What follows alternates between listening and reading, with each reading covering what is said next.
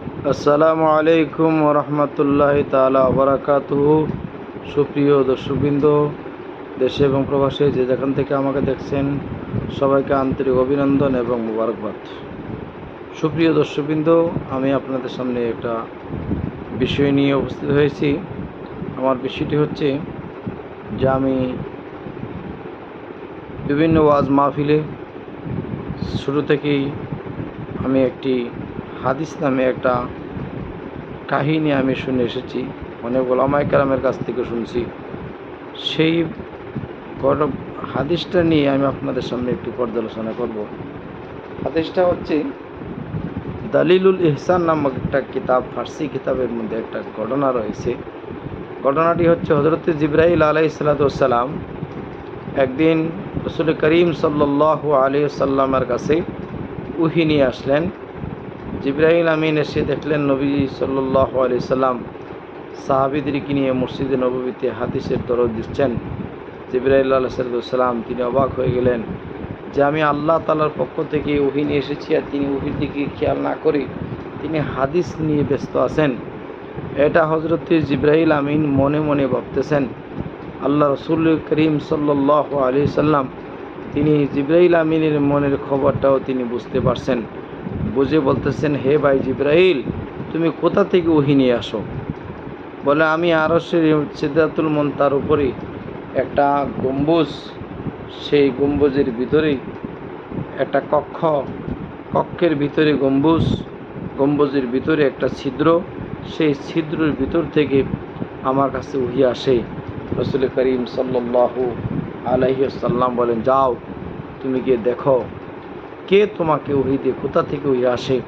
হযরত জিবরাইল আলাইহিস সালাম সেখানে গেলেন, গিয়ে দেখলেন সেই কক্ষের ভিতর থেকে নূরের গম্বুজের ভিতর থেকে ওহী আসে। আর সেই ছিদ্রের ভিতর থেকে ভিতর দিক দিয়ে তাকায় দেখলেন রাসূল করিম সাল্লাল্লাহু আলাইহি সাল্লাম সেখানে বসে আছেন। আবার সেখান থেকেই মসজিদে নববীতে এসেও দেখলেন এখানে রাসূল করিম সাল্লাল্লাহু আলাইহি সাল্লাম বসে আছেন। তখন জিবরাইল আমিন বললেন, ও খোদা, আমার অনেক বড় ভুল হয়ে গেছে, আমাকে মাফ করে দিন। সবাই যারা শুনছেন সবাই বলুন নাউযুবিল্লাহি মিন জালিক। সুপ্রিয় দর্শকবৃন্দ, এই কাহিনীটা বিভিন্ন উলামায়ে কেরামের জবান থেকে আমি শুনছি।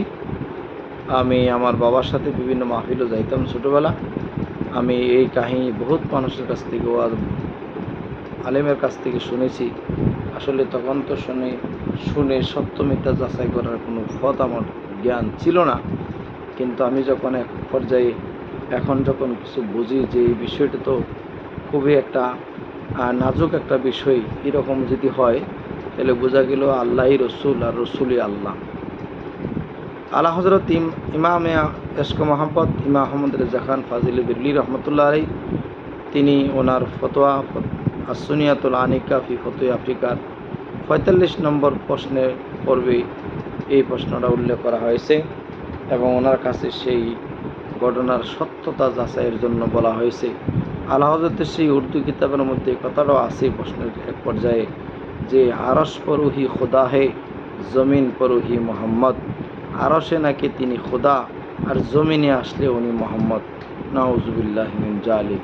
প্রিয় দর্শকবৃন্দ, এই ঘটনার উত্তর দিতে গিয়ে আলা হযরত ইমাম আহমদ রেজা খান ফাজিল বিরলি রহমতুল্লাহ আলাইহি তিনি বলেছেন, এই সমস্ত কথা কোনো মুসলমানদের হতে পারে না। এটা জিন্দিক কিছু সুফি ভণ্ডফির নিজের ফিরালিকে জাহির করার জন্য, ভণ্ডামিকে মানুষের চোখে ধান্দা লাগানোর জন্য এই সমস্ত মিথ্যা কথা বলে মানুষের ঈমান ইসলামকে নষ্ট করে।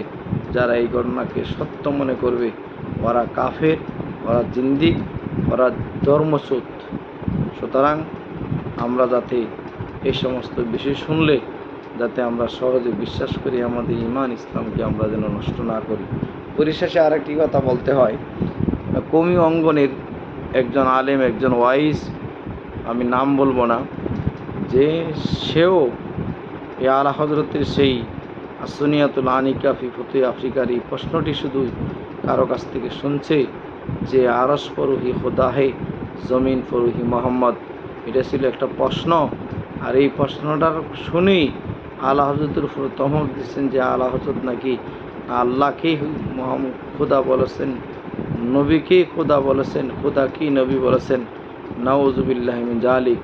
ওই হুজুরের সাথে আমার মোবাইলে অনেক সময় কথা হয়েছে। তিনি শেষ পর্যন্ত নিজের ভুলটা বুঝে তিনি নিজে ক্ষমা চেয়ে নিলেন, যেটা আসলে আমার কাছে কিতাব নাই, এটা আমার ভুল হয়ে গেছে।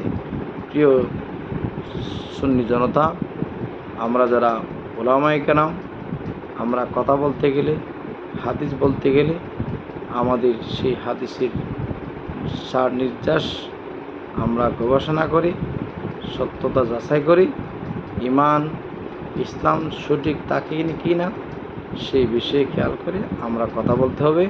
আল্লাহ পাক আমাদের সবাইকে ইমান ও আমলের সাথে মরণ পর্যন্ত বেঁচে থাকার তৌফিক যেন দান করেন। আমিন। আসসালামু আলাইকুম ওয়া রাহমাতুল্লাহি তাআলা ওয়া বারাকাতুহু।